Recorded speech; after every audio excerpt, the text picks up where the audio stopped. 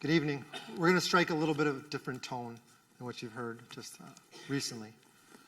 So, this is May 30th, 2019. It's a day most of us probably remember. Smoke from the wildfires in northern Alberta swept into the Edmonton area and blanketed our city in smoke for almost 48 hours. NASA described this as part of an unprecedented fire season.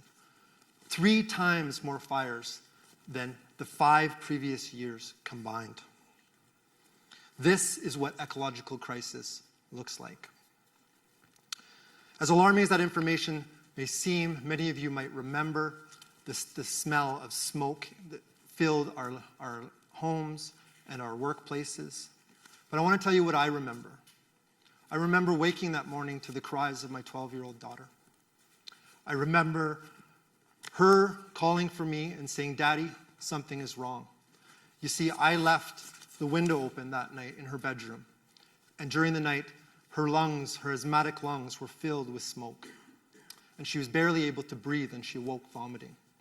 She was in personal crisis.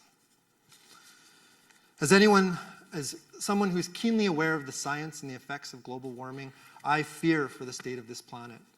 But as a father who experiencing the suffering and the hardship of his daughter and feeling like unable to prevent it, this was the moment that I actually felt climate change so deeply and intensely like I've never done before.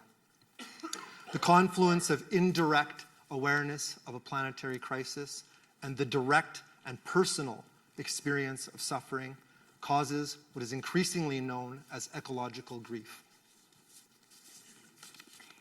In March of this year, Mozambique was hit by Cyclone Idai, one of the most devastating hurricanes in Africa's history. Over a year's worth of rain fell in one day. It destroyed precious agricultural land and left the area with a severe food shortage. 5 weeks later, it was hit by a second Category 4 hurricane. You can imagine how devastating that would be, already ravaged by what had happened. This event, meteorologists called an anomaly. It rarely happens anywhere in the world and could be directly linked to climate change. Between those 2 storms, 3 million people were affected and 1,300 people lost their lives. In June, this is Chennai, India. They were devastated by one of the worst water crises in their recent history. It lasted almost 6 months and affected 10 million people. Fights and riots broke out at water stations, and rural residents violently protested what they called the water mafia. They were stealing water from local wells and privately selling it to wealthier communities. This crisis is what's known as a wicked problem. There are no readily explainable models to understand the scope and the complexity of this problem, and there are no easy solutions. We as individuals often feel helpless in the face of such crisis. We feel like the world is becoming undone and there's nothing we can do to stop it. It often feels all too tempting as individuals to throw up our hands and tend to our literal and metaphysical gardens. Is anyone in this room? Please raise your hand if you've felt this in the last year.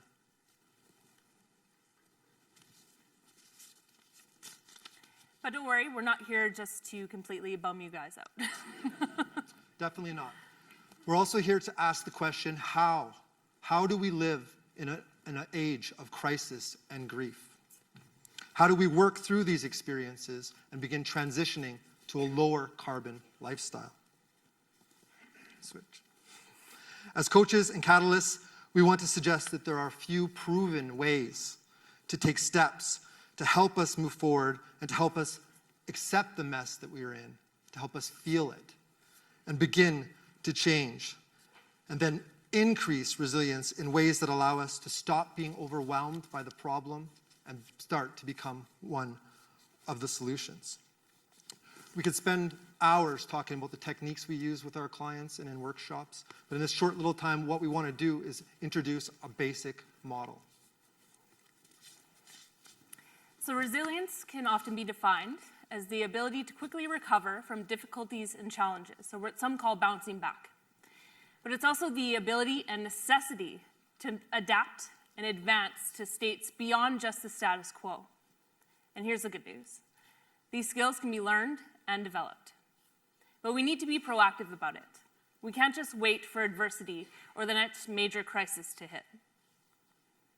One of the very first things we learn studying resiliency and change is that in order for people to overcome the challenges of anxiety and grief, they have to have direction. And this begins by knowing your purpose. To know what gives us meaning and what drives us, we have to know our why, our personal why. Do we want to live? Do we want to be famous? Do we want to have a high-stress, high-paying job? Or do we actually want the things that this brings us? Do we want recognition, security, and do we want connection? Working to learn what truly matters to us allows us to differentiate what we need from how we get it. And then through doing this, we can explore new ways of changing how we get what we need and creating a meaningful life. Knowledge of our purpose is personal power. So when it comes to self-care, there's a few areas to address first, and that's nutrition, exercise, and sleep. Sometimes obvious, sometimes not so much.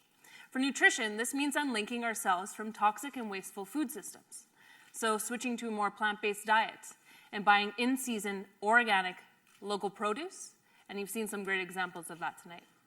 It also means eating healthier and more nutrient-dense foods. Seems obvious. But we actually need that to increase our mental flexibility and our adaptability. Exercise, obvious health benefits. But when it comes to resiliency, it actually increases our mental performance and our ability to learn. And I can bet that every single one of you has experienced the effects from lack of sleep. So how many of you have noticed that you make more mistakes? Yeah. And how many of you get irritable or grouchy? And what about your decreased ability to cope with stress? So what some of you may or may not know is that these effects over time actually compound in the body, the brain, and on your performance. So there's another area of self-care, and that's regulating your emotions, keeping your composure and your calm in stressful situations, big and small in your life, so that you can save your energy for what's really important. And we also need to develop the awareness of our instinctual and habitual brain patterns, like our fight or flight response, and learn how to better manage those behaviors and reactions. But you also need grounding practices, like gratitude and mindfulness. And those areas become the fuel for us to keep fighting. The third step is about building and deepening our relationships with each other and the natural rhythms that sustain us. Humans evolved to thrive on connection. When we foster relationships with people who support our quest for purpose and self-care, we create networks of attachment and security and enhance our ability to cope. Cultivating connection means developing skills to listen, to reflect, and to relate in ways that create reciprocal relationships. Relationships very different from the kinds of parasitic behaviors and habits that we develop being part of a toxic system, the very system that's driving this ecological crisis. To escape these patterns, we also need to renew our connection to the natural world, to our non-human king, and to the ecosystems that we depend on. We have to do this by engaging in our local surroundings and then committing to living within the natural limits of this world. Practicing being truly present with our friends and family and getting outside to connect with the natural world and build our abilities to have healthy patterns. These things seem like simple suggestions, but they're absolutely essential to building resilience. And making a plan. So this is where you get to design your life. You get to take control, create a transition plan that's guided by your purpose and based on principles of sustainability. How are you going to accomplish your purpose and take care of yourself? How are you going to contribute and connect to your community? To answer those questions, you'll need a plan for who to spend your time with, where to expend your energy, and how to sustain your life in a way that positively impacts the world. With creativity and innovative problem solving, that plan will help you anticipate challenges, reflect on your mistakes, and see opportunities in change. But what is a plan without committed action? As many experienced coaches and change experts will tell you, the number one thing that allows us to take greater control of our life and to overcome the challenges is decision.